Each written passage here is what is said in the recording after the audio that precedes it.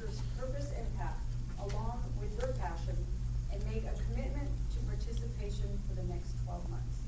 With his speech titled Together We Can, please welcome our new club president, Ralph Foster.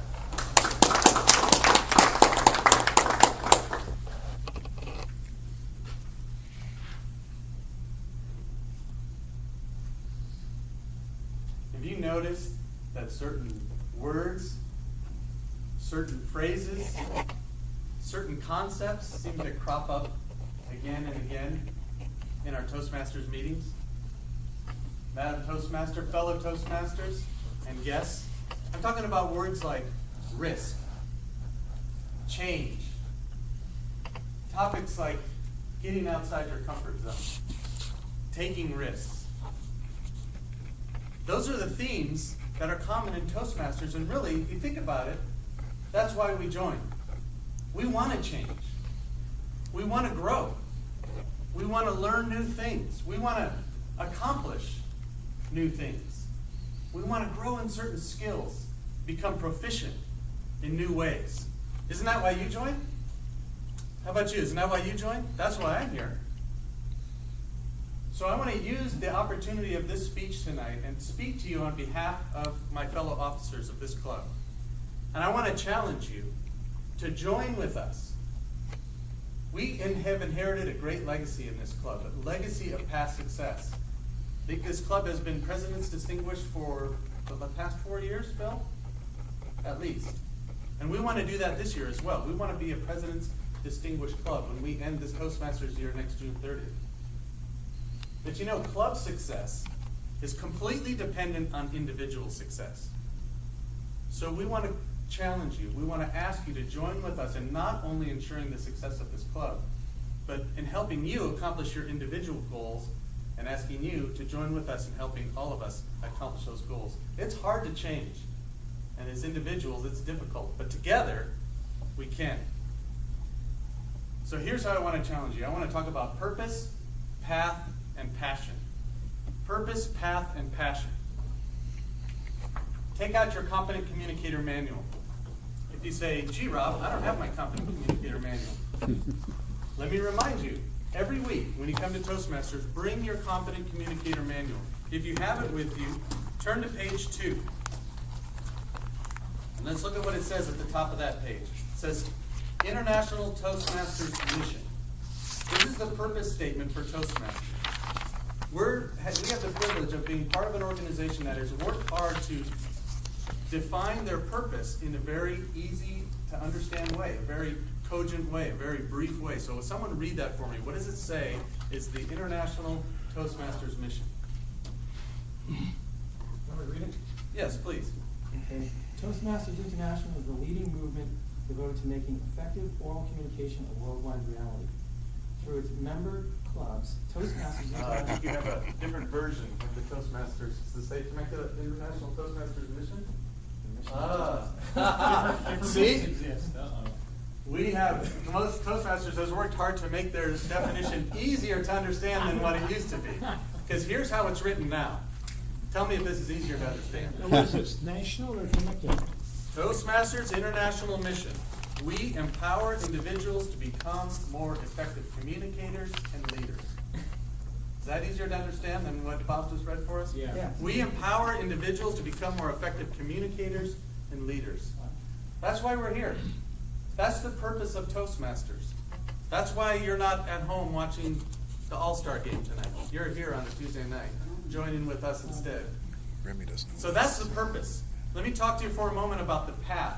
See, Toastmasters has not only worked hard to define their purpose, they've also worked hard to define the path that you can follow to accomplish that purpose. It's right here on the front of the Competent Communication Manual. It says, a practical guide to becoming a better speaker. If you simply follow the path that Toastmasters has laid out for you, the first steps of that path is the Competent Communicator Manual, the 10 speeches that are inside this manual. And if you listen hard to the evaluations you get when you do the speeches and you listen to the feedback you get from the other members, you will grow. And we've seen it, haven't we? Haven't we watched individuals in this club grow as they give speech after speech and become more confident in their ability to communicate their ideas?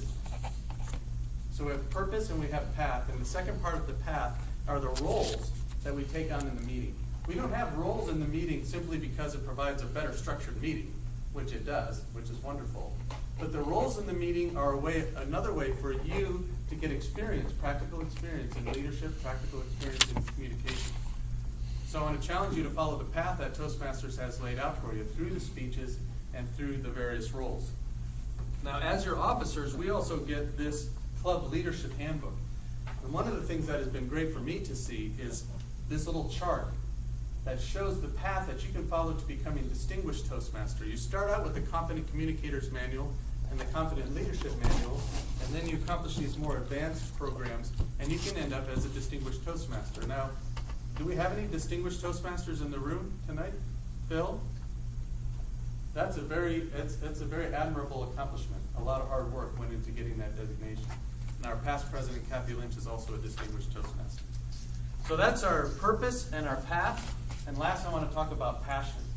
And here I want to talk about your personal passion. Why did you join Toastmasters in the first place? There's a lot of different ways that you can use your time, but you came here for a specific reason.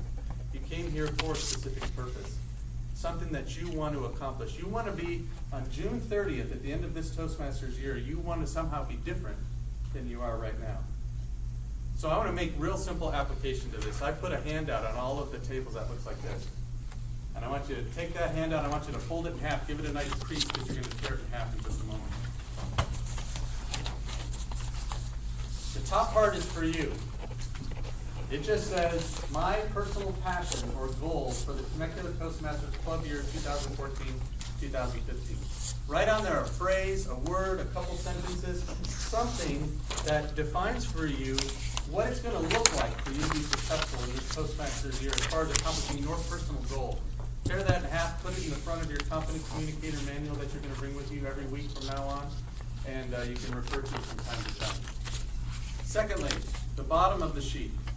A great idea for a club theme in 2014-2015 would be, and I want to have a little fun with this. I want us to develop as a club a rallying cry for this year, a theme for this year, something we can come back to time and again to say, are we being successful?